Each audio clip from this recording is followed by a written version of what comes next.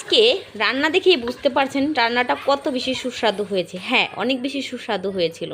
অনেক দিন পর আমাদের বাসায় আমার মা আর আমার ভাস্তি আর ভাতিজা এসেছে, সেই জন্য ভাবলাম ওদের জন্য একটু পোলাও মাংস রান্না করি। আর যেই ভাবার সেই কাজ। আমি মাটির পাতিলে অনেক বেশি রান্না করা পছন্দ করি। আর আপনারা কে কে খেয়েছেন কিনা আমি সঠিক জানি না, তবে মাটির পাতিলের রান্নাটা এত বেশি ফ্লেভারফুল আর এত বেশি টেস্টি হয়, কথা না মানে দেখে আপনারা একবার হলেও রান্না করে দেখেন, খেয়ে কত বেশি মজার, কত বেশি টেস্টি, এত বেশি ফ্লেভারফুল আমি কি বলবো। এই তো আমি প্রথমে আলু মশলা টশলা সব কিছু ভেজে নিলাম। আর এটা কিন্তু এত সুন্দর রান্না করা যায়, এত সুন্দর ফ্লেভার আসে, যেটা আমি সত্যি অসাধারণ অসাম। এবার আমি সবগুলো মশলা দিয়ে দেবো, একটু পানি দিয়ে দিলাম, পানিটা দিয়ে সুন্দর করে একটু কষিয়ে নেব। আর সত্যি কথা বলতে আমার কাছে এটা অনেক বেশি পছন্দের একটি শীর্ষে, যেটা আমি খুব পছন্দ করি। আমি তবে মাঝে মাঝে এইভাবে রান্না করি, এইভাবে দম বিরিয়ানি রান্না করি, দম খিচুড়ি রান্না করি, তবে মাংস রান্নাটাও আমার কাছে ওয়ান অফ দ্য বেস্ট। আর এত বেশি পপুলার লাগে কি বলবো, সত্যি অসাধারণ এই টেস্টি আর ফ্লেভারফুল তো অসাম। একবার হলেও ট্রাই করে দেখতে পারেন, ট্রাই করে দেখলে বুঝতে পারবেন এটার টেস্ট কত সুন্দর আর ফ্লেভারফুলটা কত মজার সত্যি। যাই হোক, অনেকদিন পর আমার মা আসছে, সেই জন্য আজকে ভাবলাম একটু মায়ের জন্য রান্না করি। তবে গরুর মাংস একটা টোপলা ছিল, সেটাও বের করেছিলাম, অল্প কিছু ছিল দিয়ে সেটা আবার ফ্রিজে রেখে দিছি। ওইটুকু সবার হবে না, যার কারণে হচ্ছে মুরগির মাংস রান্না করতে হইলো। আর যাই হোক, এই তো আমি মুরগির মাংস সুন্দর করে ধুয়ে পরিষ্কার করে রাখছি, এইগুলাই সুন্দর করে রান্না করব। আর এই তো আমি মাংসগুলো দিয়ে দিচ্ছি পাতিলের ভিতরে, দিয়ে সুন্দর করে এটাকে এত সুন্দর করে কষিয়ে নেব। এটা কষানোর এত সুন্দর ফ্লেভার আর এত মজার সেন্ট বের হয়, সেটা সত্যি অসাধারণ আর অতুলনীয়।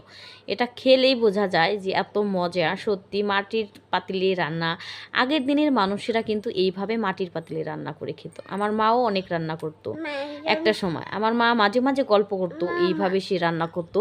সেই জন্য মাকে বললাম তাহলে এইভাবে আমি রান্না করি। যাই হোক, মাংসটা আমি সুন্দর করে কষিয়ে এখানে হচ্ছে আবার শিরা দিয়ে দিলাম। আর এই তো শিরা দেওয়ার পরে তো আমি মাংসটা সুন্দর করে দেখেন রান্নাও করে নিলাম কথায় কথায়। আর কিছু পর্ব আছে যেটা আপনাদের সাথে শেয়ার করব, সেই জন্য একটু একটু ধাপ ধাপ আর কি দেখাচ্ছি। আর এই তো দেখেন আমার মাংস রান্নাটা সত্যি ফাইনালি হয়ে গেছে। আর মাংসটা হচ্ছে আমি পাতিল থেকে একটা বলের ভিতরে রেখে দিলাম। আর এইদিকে হচ্ছে পোলা রান্নার প্রিপারেশন নিচ্ছি। আর প্রথমেই আমি পোলার চালগুলা এটাই সুন্দর করে ধুয়ে নিচ্ছি। আর এইভাবে আমার কাছে জালিতে পোলার চাল ধুইলে সেটা অনেক বেশি ফ্রেশ লাগে আর ভালো লাগে। আর বিশেষ করে একটা টেকনিক আপনাদের শিখিয়ে দিই, ঝরঝলা পোড়ার জন্য কিন্তু চালগুলা বিশেষ করে অনেক সুন্দর করে ধুতে হয়।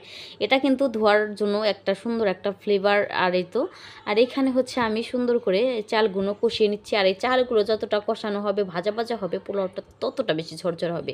আর পোলাওর চাল যত সুন্দর করে ধুবেন সেটা একদমই 100% আমি শিওর দিচ্ছি, পোলাওটা অনেক বেশি ঝরঝরে তুলতুলে সফট এবং ইয়ামি হবেই, মাস্ট বি।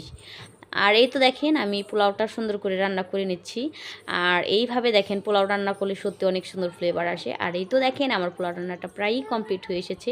আর এত সুন্দর একটা ফ্লেভার আসছে সত্যি, আমি কি বলবো, এক কথায় অসাধারণ। যাই হোক, আমার পোলাওগুলো প্রায়ই হয়ে আসছিল। আর আমি এইবার হচ্ছে একটু একটা চাপে রেখে দেব।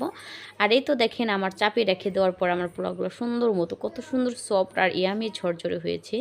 আর এইদিকে হচ্ছে এই তো দুপুরবেলা সবাই খাবে, খিদা লেগেছে আমার ভাস্তা, ওদেরকে সকালবেলা আসার পর একটু হালকা ফল ফ্রুট দিয়েছি, যার কারণে হচ্ছে ওদের অনেক বেশি খিদা লেগেছে। আর এদিকে হচ্ছে আমি সালাদ কেটেছি। আর সালাদ দিয়ে পোলাও ছাড়া আমার কাছে সত্যি জমেই না, যার কারণে হচ্ছে সালাদটা আমার লাগবেই পোলাও রান্না করলে, সেটা শসা আর লেবু। এই দুইটা জিনিস ছাড়া আমার কাছে পোলাওটা খাওয়াটা মনে হয় আমি কোন জিনিসটা খাইনি, এরকম একটা অপূর্ণতা থেকে যায়। আর এই তো দেখেন মাংসগুলো আমার ভাস্তাকে দিচ্ছি। আর সত্যি কথা বলতে অনেক বেশি মজাও হয়েছিল। আমার ভাস্তা বললো খাওয়ার পরে, যেহেতু আমি এডিটিংটা করছি ভয়েসটা দিচ্ছি, যার কারণে হচ্ছে আমি বলতে পারছি। আর সবাই মিলে আমরা মজা করে খাচ্ছিলাম। আর আজকের ভিডিওটা এই পর্যন্ত। সবাই ভালো থাকবেন, সুস্থ থাকবেন, দেখা হবে নতুন একটা ব্লগে।